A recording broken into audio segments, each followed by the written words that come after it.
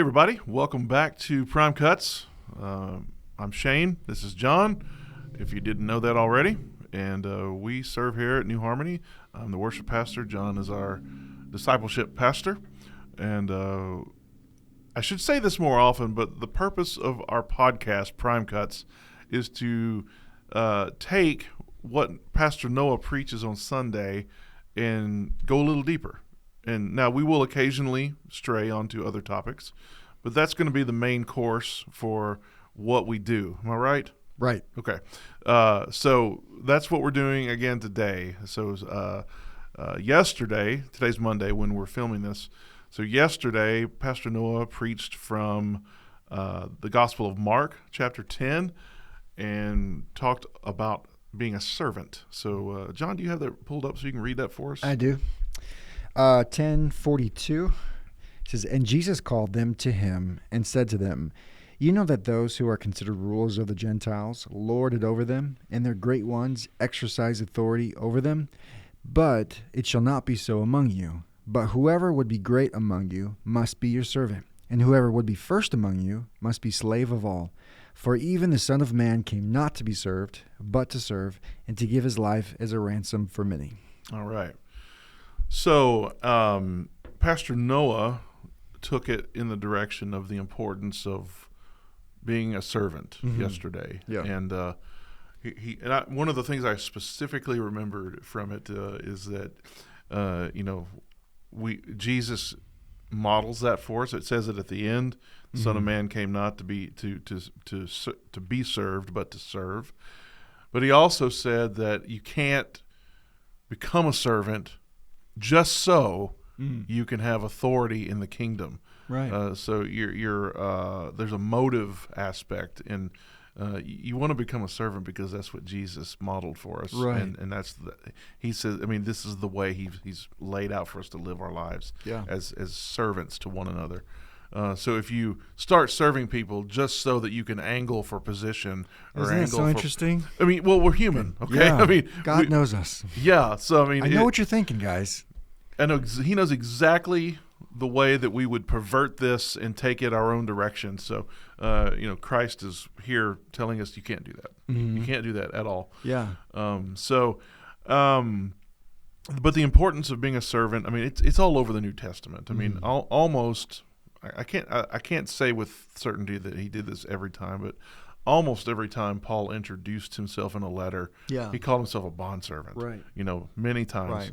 And even that picture of a bondservant comes from the Old Testament. It's like you are a servant for life. For life. Yeah. At that point. So Yeah. and that's combined. I think the issue of servant, we can overplay that hand a little bit. Yeah. We forget that this is all part of a larger identity that we have in Christ. I mean, we're servants, but we're also sons. We are servants, but we are also free. I mean, all these things that the New Testament clearly tells us that we are. But you can't deny the prevalence of the servant theme. Okay, it does seem to rise to the top and outshine the other ones just a little bit. I don't know if that's the right way to say that, but in terms of just sheer volume of space in the New Testament, that gets more space than any of the other ones. It's really interesting because God doesn't have to be a servant whatsoever. Right. That's he owns the cattle on 1,000 hills. He owns everything, everybody. Nothing existed without him. And yet, and you look at the God of the Old Testament, and you're like, man, big and bold and powerful and fire and lightning, and everyone bowed down. And yet, he comes in the form of a man, showing his own. That's God's character. It's not that God and Jesus disagree on how they should be God. They are complete in agreement with each other, right? Hebrews, Christ's exact imprint of his nature. Yeah. So when we see Christ, we see God, and we see a king who sends his son to die, which totally, he's God. Why would he have to serve anyone or anything? Doesn't make any sense. Nothing's over and above him yet. It's just, that's the hard part for me, how the God of the universe is serving through Christ, washing people's feet to say, "Hey, this is what I like. Yeah. This is." We talked about Paul, servant of Christ, and he says somewhere like, "I'm pouring my body out for you," to where I think, and we talked about this, if you turn serving into a work, a faithless work, you can serve, and then you start to think that you are owed something because of the work, extra hours that you put in at church. Yeah, yeah. And so God now, and maybe that's the divination thing. There's even a parable about that. Oh, which one is that? It's the parable of the workers in the vineyard. Oh. So, some are hired at the beginning of the day, some are hired in mid-morning, mid-afternoon, and then the last hour. And those who've been working all day got to the end of the day and saw that the last hour people were being paid exactly the same thing, and they got upset. They felt like, if that's what's happening, I'm entitled to more. Yeah, I didn't think about that. Yeah, that's good. That's really good. But it's so interesting how Christianity, with humans, right? Obviously, it could turn so quickly into works based. Oh yeah, instantaneous, and we that's one of the big obstacles that we have to help each other out with as a church. Of where's your heart at with that? Yeah. So I had thought. It's currently fluttering away. Yeah, you could do that bird noise you did, Mexican. That's awesome. I will never be able to reproduce that right now. That's perfect. Yeah. So.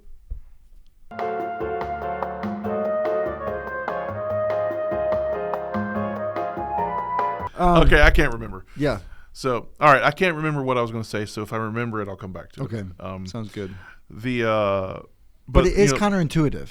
It's thank you for saying that. That reminds me. It's very counterintuitive. Okay, so I think the reason that service and being a servant gets elevated in terms of word space in the New Testament, in terms of how much it's mentioned, and because it's the one we're going to struggle with the most. I mean, I think we can settle really well into the idea of I'm a son. Yeah. But servant,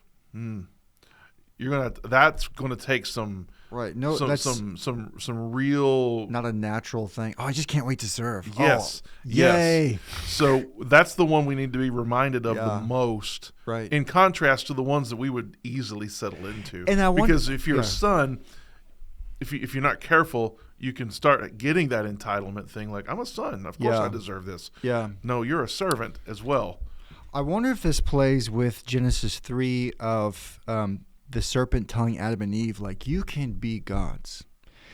To where, in order to not be God, you have to be under God and his servant, right? Adam was basically his servant, his representative, basically, but he was not in control. And servants aren't in control, really. They are putting themselves below, and almost as if the serpent wanted Adam and Eve to be the master instead of the servant.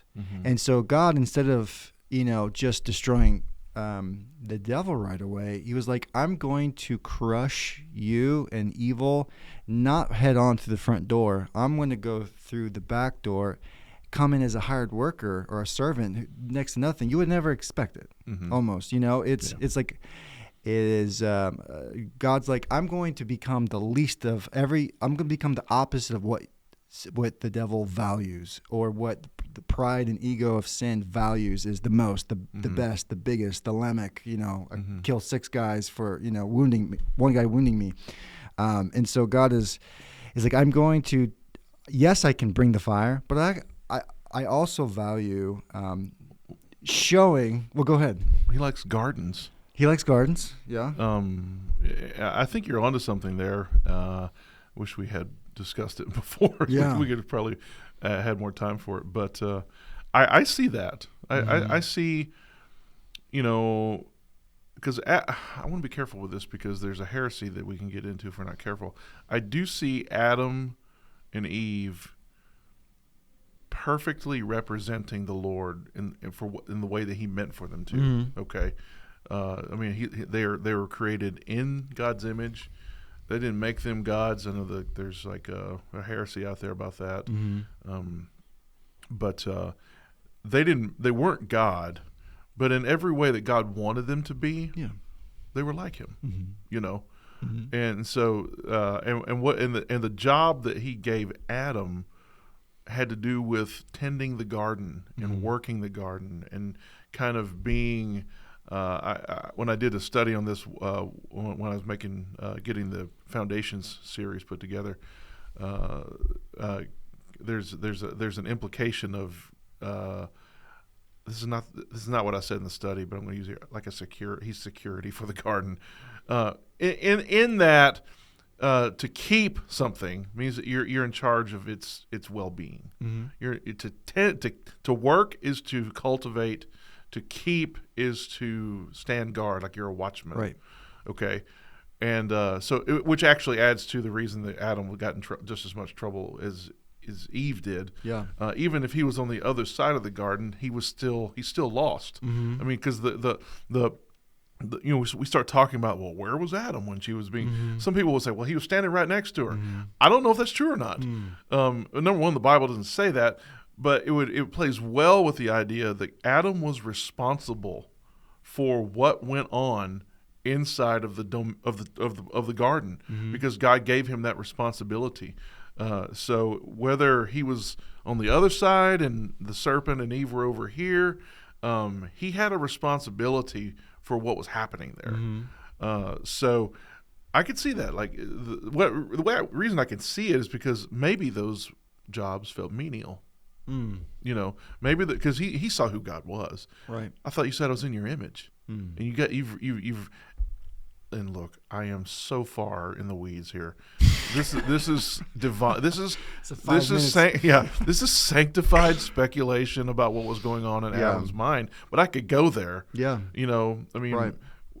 That would explain the angle for why the serpent tempted them. Yeah. Well, don't you want to be like him? You know? Yeah, the master. So they see who God is. Right. They see what he's done, and they see and God has told them, you know, in so many words, I made you in my image. Yeah. Well, why is this all I'm doing? Yeah. You know, why is this all that I appear to be? Right. You know? Yeah. So anyways. That's why I think that when we have a servant's heart, and just like Christ in the upper room was willing to be the least of, no one wanted that job in that day because feet were yucky. Right? With all the nastiness of the streets. Yeah. And so that is not something that the devil or spiritual forces would say, like, oh, I don't really care about that. It's like, what? That doesn't make it. Like, you need to be the biggest, the boldest, the king, you know? You need to be Caesar or Herod. And God's like, that's not what I enjoy. Like, once you realize what true worship is, there is a humility that the devil hates.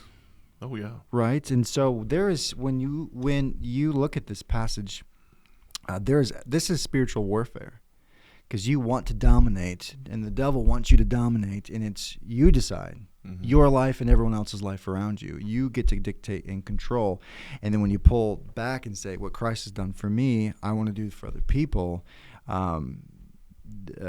You know, that it would be the opposite of what the demons or the devil would want. Right. You know, there's battle going on there. Yeah. I don't know if that makes sense. Yeah, I mean, it does to me. So, so that actually leads, I think, maybe to our first question. Someone's saying, first question. Yeah, this is how we roll. Yeah. How does then, so we talked about the servant aspect of God wants us to be servants. Yeah. But this passage actually deals with authority. You know, Jesus starts out with that topic. You know, this is how the Gentiles do it. They lord over, they exercise it. Right. But not so with you. Right. Okay. So what does authority look like then? Or how does it work in God's kingdom? In God's kingdom. Yes. Yeah, that's a good question. How does that look like in God's kingdom? I'd love for you to answer that. I asked the question to you, man. That's an interesting topic. All the little fillers I can put in while I'm actually thinking. That's a great question. I'm so glad that you asked that. Man, it was so interesting. Yeah, that's great. Authority, Christ has the authority. All has been given to him. Mm-hmm. And you've been given, you could think of Christ's authority over the demons. Mm-hmm. And then the apostles have that authority over the demons.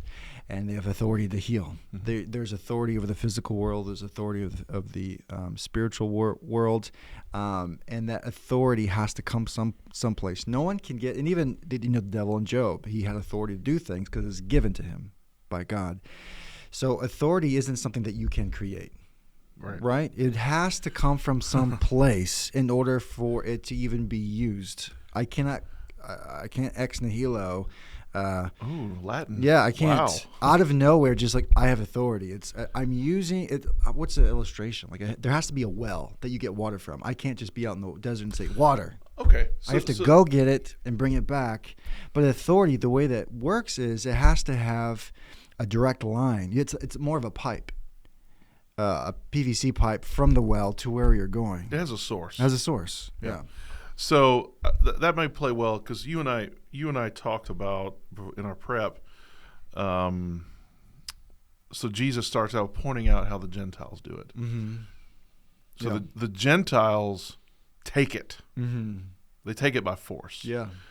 So authority outside of the kingdom is something that can be fought for, can be grabbed. It's a power grab. Yeah, of other people's wills. Like you're stepping on other people, right? Or however you want to say that, right? In order to, or you're taking advantage of them, or you're an opportunist, and you're looking for a moment where you can step in and just say the right thing, do the right thing, and suddenly people are following you. Yeah, whether that's forced, or whether that's it has to include an agreeable people, thing. Because if you go out in the desert and say, "This is mine," no one gives a hoot and holler. Well, yeah, no one cares. Not until someone else walks on that land and say, "Hey, this is mine."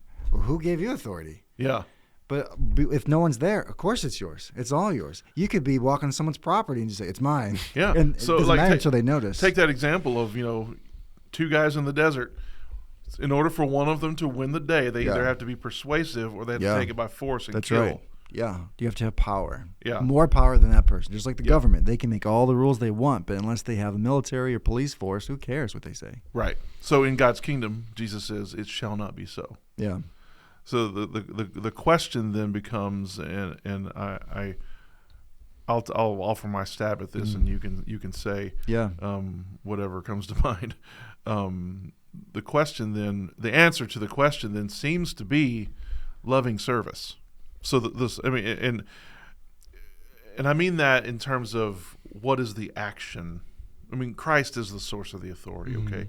But what is the action and the attitude and the heart position that individual believers need to be in order to walk in that shared authority that Christ gives us? And it has to be loving service. I mean, we see that modeled. Well, first of all, it's implied here that whoever would be great among you must be your servant. But then you see the picture of it happen in the night before Jesus was crucified, where he washed their feet. Yeah. And so he says, and I don't have it all memorized, but I've washed your feet. Yeah. So, do also to one another. Right. In so many words. And Peter didn't want it, right? And Peter didn't want it. My feet. Don't serve me. And if I don't wash your feet, you have no part in me. Right. Not only my feet, Peter says, but all of me. Right. So, I forgot to switch the camera. Yeah. This thing, I'm still getting used to it. So, with that in mind, that sounded really humble of Peter. Right. And I think it probably came from a good place, But Jesus says, if I can't serve you, right, then you aren't part of me. Yeah, that's a big deal. It is a huge deal. That means you're out. What do you mean out? Like out. You're not part of the discipleship program anymore. Yeah, exactly. Don't stop following me then. So there's an action that happens. We talk about loving service. That means there is an action. Yeah. So the way that we access the shared authority of Christ with His church is to walk in loving service to one another. Right. Yeah. And there is no other path, because that would be the exact contrast or opposite of what the Gentiles do. And Jesus says it's not supposed to be like the Gentiles. Right. So it kind of goes along with the the concept of everything in the kingdom of God is upside down to the world. Yeah. So where the world takes it, Right. in God's kingdom, it's not taken. It's not earned either. Right. It's given. Yes, which causes humility on the receiver. Yeah. So the person that wants to lead, I want you to lead because people are going to watch you, right? So when you display humility, the person receiving that so if someone's aspiring it, you may not see that person as a leader yet, but say the pastor, elder, deacon, spiritual person, whatever, shows humility, you're going to be like, oh, I'm just John. Don't do that, Shane. Don't do that, Noah. Like you got better things to do. Like if you don't let me do this, then you can't be a part of the fellowship. Well, why not? Because you're going to miss the whole point. Because you're going to miss the whole point of everything that we're doing. I have to do this, and I'm hoping one day you will realize, oh, I get it. Yeah. It's not like how it is at work.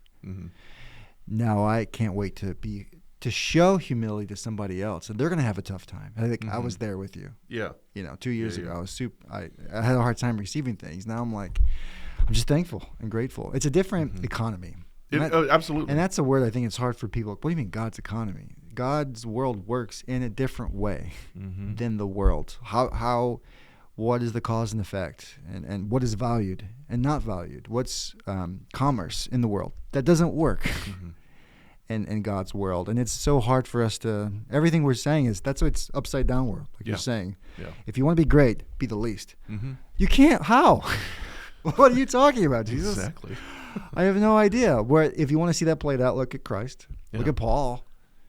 Look at Peter. Yeah, and just to give context, I mean, this passage, it's also in Matthew, chapter 20. But it's the answer to James and John's mother. They weren't even brave enough to go ask Jesus, ask Mom. They say, hey, Mom, can you go ask Jesus if we can have, sit next to him in the kingdom? And she, of course, if that was my mom would say, you go ask him. Yeah. But she's obviously she loves her boys. Super codependent mom. Yeah. And she goes to Jesus and makes this request. That request made the other disciples mad. Yeah. But I know why. Because it's a power grab. Yeah. It's exactly what Jesus says, don't do that. Right. So causes jealousy, causes, to where if those guys were automatically like, hey, let's just serve people, nobody would be like, oh, why are you serving people? You'd be like, oh, I didn't even think about that. Yeah. Right? There would be no jealousy other than a divine jealousy, maybe.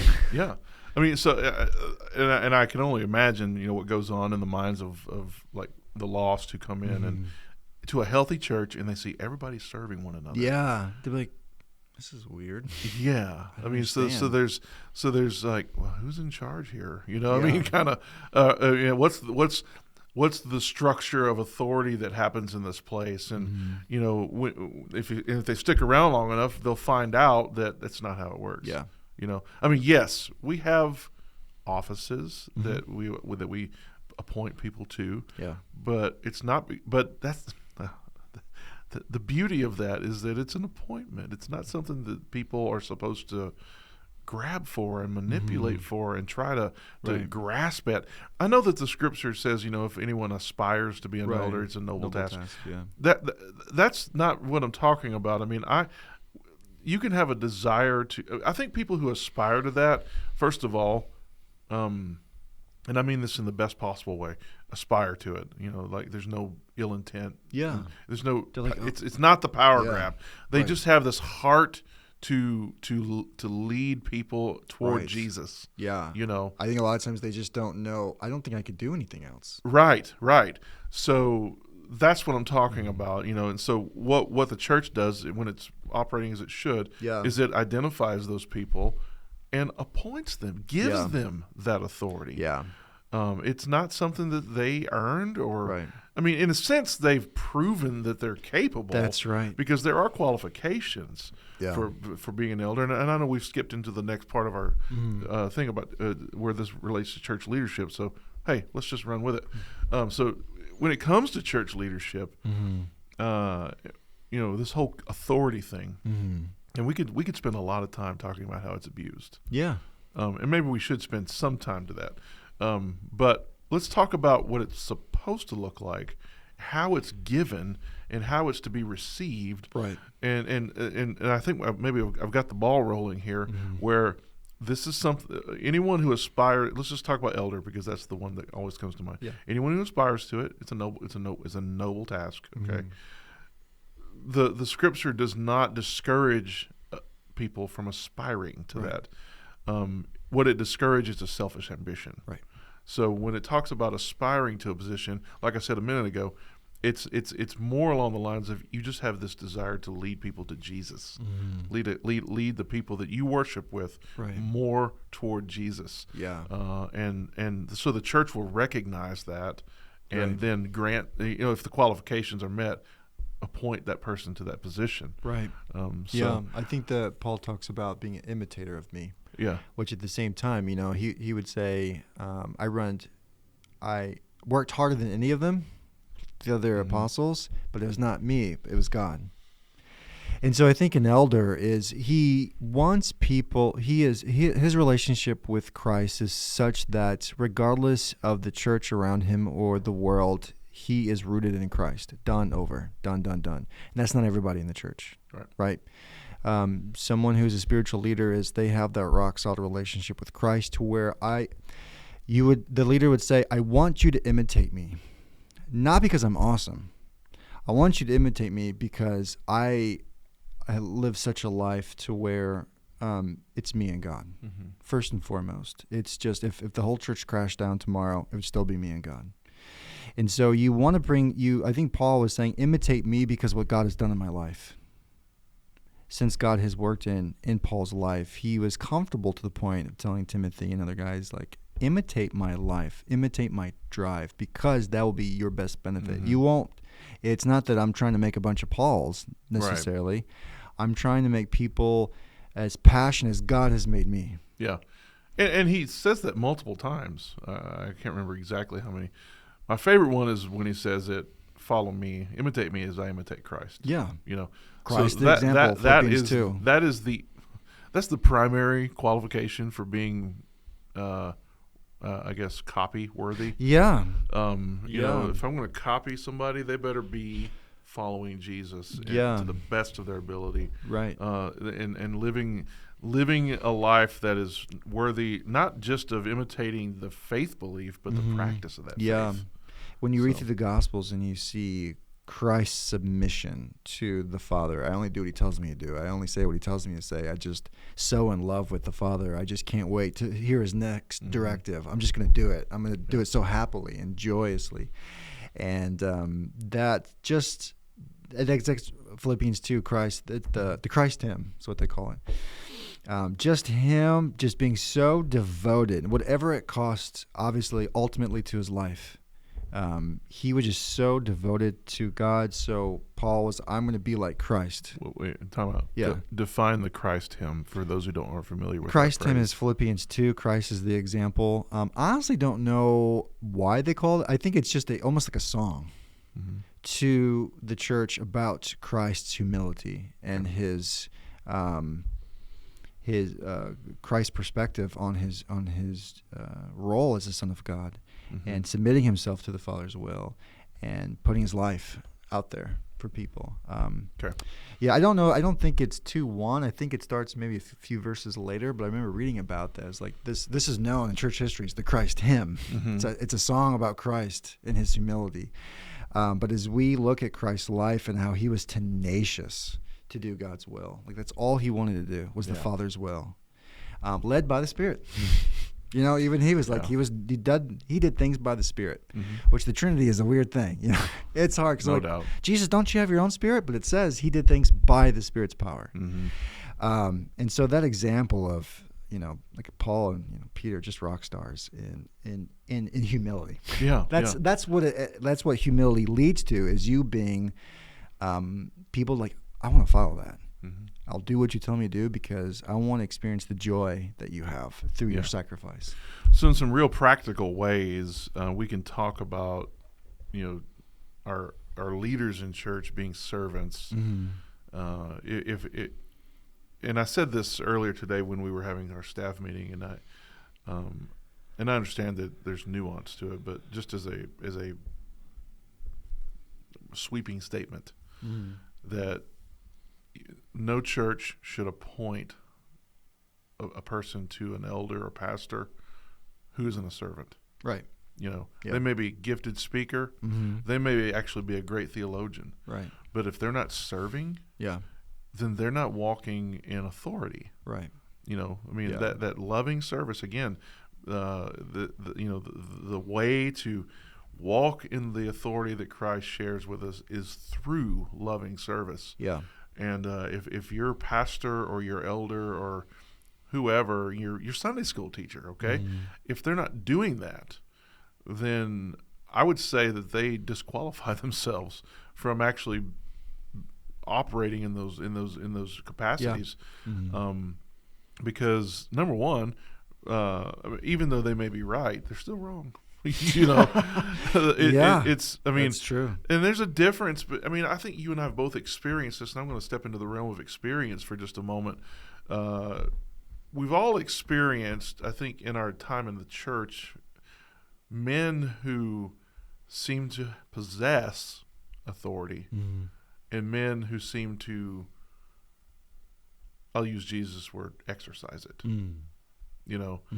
And there's one guy that I want to listen to, and there's one guy that I'm probably going to turn off. Right. And so I can only speak for me, but I think I can speak for everybody on our staff at least, that we desire to be the person who possesses that, who becomes the embodiment of that. Not people who just order others around and tell them this is what you need to be doing, this is what you need to be doing over here, over there. Right. This is how you should think, this is how you should. That's cultish. Yeah. It's very cultish. Yeah.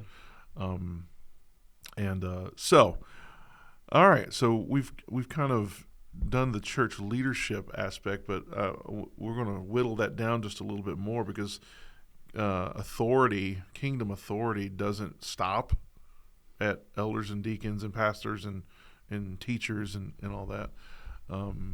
It flows also through just our one another relationships in the body.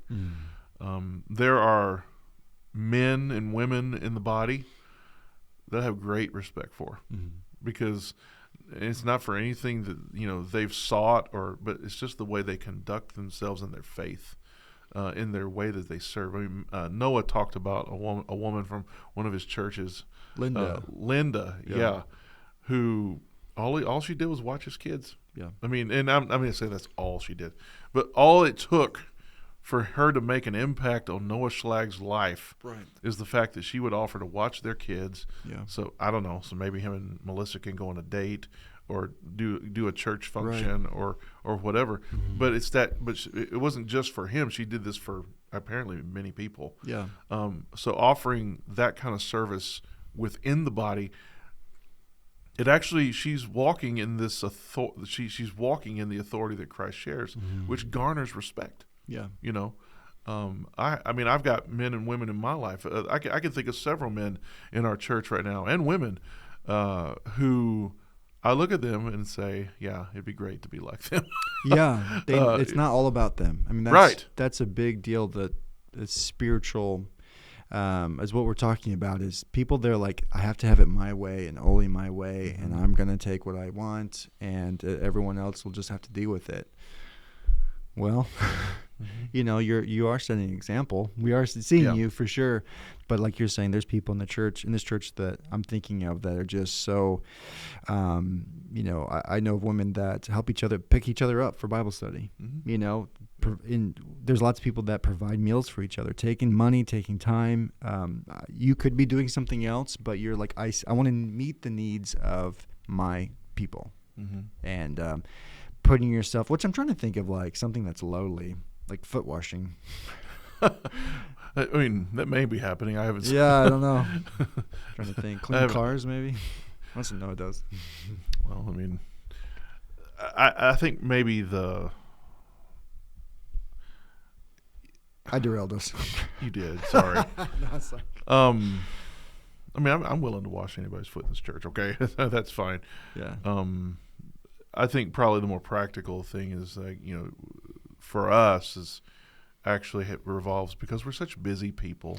Yeah. It revolves around like taking time. Time is like, for at least in a Western America church context, time is money. Not money. Time is like a spiritual sacrifice. Right. It really is. It is. I mean, and we talk about this all the time. We make, for the things that are important to us, we make time. You make time for things that are important to you. So, I mean, that goes from like getting involved in discipleship to taking time to do something for somebody that you really don't have time to do. Right. But you love that person. Yeah. Or you think they don't deserve it, maybe. Oh, that too. I mean, we had I say this not to, blow a trumpet about something I did, but it works for the example we're talking about. Like, we had somebody contact the church, and needing assistance. And look, okay, I'm liberal in this way. Like, I would rather be defrauded than than not help somebody. Be a Scrooge, So, they call and ask for assistance, and we have these hoops that are there for a reason. We want people to at least go through, and it seemed to me that there's an urgency. Now, she could have been conning me. I fully acknowledge that, but I don't know that I didn't get the sense that that's what's happening, and I could have been wrong, but I could tell that waiting to go through the hoops was going to actually not be very helpful. So you just do what you have to do. Yeah. I just took it upon myself to help her. And it was inconvenient. Okay. Yeah. I mean, it was. Sure. I mean, I had to, it involved time, it involved travel. So, but I'm not the only person doing that. It's just the one that I can offer personal testimony to. Yeah. I know people all over our church that do that, taking people to chemo treatments, taking people, cooking an extra meal. It's all service. Yeah. And when we do those things in the one another's, the authority that Christ shares with us actually flows really well. I mean, the conduit is open, if you will, the PVC pipe you talked about. Yeah. And I can hear in my mind, maybe somebody who's not, how's that authority? Right. Exactly. Yes. Exactly. Yeah. It's not like the world's authority. That's why discipleship is so important, because you get to teach someone this is the authority in the kingdom. Yeah, I mean, so like the men and women in my life, and I'm telling you that they don't. Their goal is not to become this person, but they just are somebody that I naturally am drawn to. Right. I respect them, not because of anything they've necessarily done for me, but because I see the way that they serve others, and pray for others, and intercede for others, and do all the things, for others, when clearly they've got busy lives. They got other things to do. But I don't think our discussion on this. Do you have anything you want to add to that aspect of it? I don't think so. Oh, hey, we're doing good on time. Wow. I don't think this discussion would be complete if we didn't narrow it down to a foundational relationship, and that is marriage and family, and our individual homes, and kingdom authority has a role there too. Sometimes I try to lord it over Laura, and it does not work well. You know what I'm saying? She's like, so, what are you doing right now? It's like, did you just use the big voice on me? Yeah, Laura. It's this direct correlation between lording it over your wife, and serving her, and really making sure that when you make decisions, like, this is the best decision for you, for us. Like, we're talking it out. There's a difference between, hey, this is my world and you're living in it. I don't say that, obviously. Sometimes we think it, though. But we, for sure, I think it. Yeah, I just want to cut to the end towards, like, hey, this is my way, and then you reap what you sow. Yeah, absolutely. There's relational difficulties. Everyone who's ever been married is like, oh yeah, I know exactly what you're talking about. But your wife can tell when you're like really loving her and serving her, and the more that, in our marriages, I have figured out more of what it means to love her as Christ loved the church. She's just like, all right, John, where are we going? I'm all for it. Let's go. Getting my shoulders, and I'm like, ooh.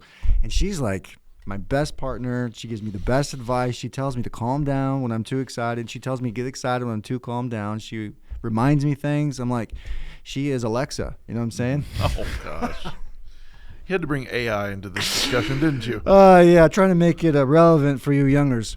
It really is like she's definitely the helper, and she's like, I see myself as just helping you. Yeah. But she there's definitely me doing things out of love and me doing things because of pride or whatever it is. Yeah. Yeah. So and that's wonderful. My wife is very similar in terms of she's very supportive. Mm-hmm. Okay. Yeah. She's very honest about things that she thinks I would be terrible at. But all that to say this, in terms of this authority conversation, if I could say it this way, man, this is the secret sauce to all those relationships that get mentioned in Ephesians 5 and 6 is if you serve well, you'll be loved well. Yeah. And if you serve well, you are loving well. Yeah. If you serve well, all those things about submission, respect that come into play, they're not hard. Yeah. They're just not hard for any. Even if those roles were reversed, I could see, like, of course I would do what you're asking me to do. Mm-hmm. Of course I would submit, because you love me well, you serve well. I think that's a universal thing, where any leader. And I know we're talking about the family, but let me just blow it back up for a second. Any leader that serves, people are willing to follow them. Absolutely. Follow them. Yeah. Listen Me to included them. As someone being led. Yeah. And so, back to the family, and I understand that there's different personalities in our wives, and so some people, some women, some wives. Let me narrow that. Some wives are more grab the bull by the horns. Some wives are like, lead me, and there's room for that, for both of those. But you just have to figure out the dynamic of what that looks like in a complementary relationship, like Ephesians describes. So the grab the bulls by the horn woman or wife, I keep saying woman, of course wives should be women. Yes. Say that out loud. There's a way. You just gotta. There's a way, and it's loving service. If the husband is lovingly serving, man, unless she's just being rebellious and I must have everything my way, which is a problem in itself. Sure, yeah. I cannot see a scenario where you couldn't find the way forward. Right. So, and with our children, you serve your kids well. Now, children are much more, they need the authority. They need the authoritarian hand of both parents. Yeah.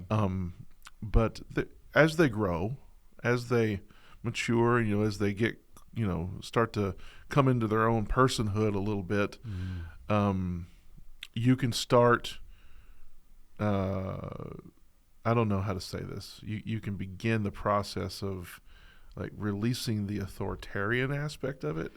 And becoming more of the servant. Yeah. They're watching. They are watching. They're going to know what it means to exercise authority. Yeah. And what way are you going to do it? And they could see you exercise authority over mom.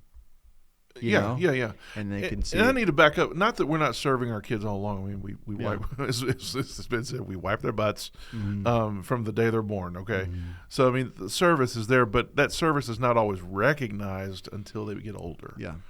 Okay, right. and every young adult, every old adult can maybe point back to a moment where the light bulb went off, and you're like, oh, my parents, I owe them such an apology. Yeah, I when I was 23, I had already moved out of the house and was married and raising a family in Colorado, and I had this aha moment of like, I need to write my parents an apology letter.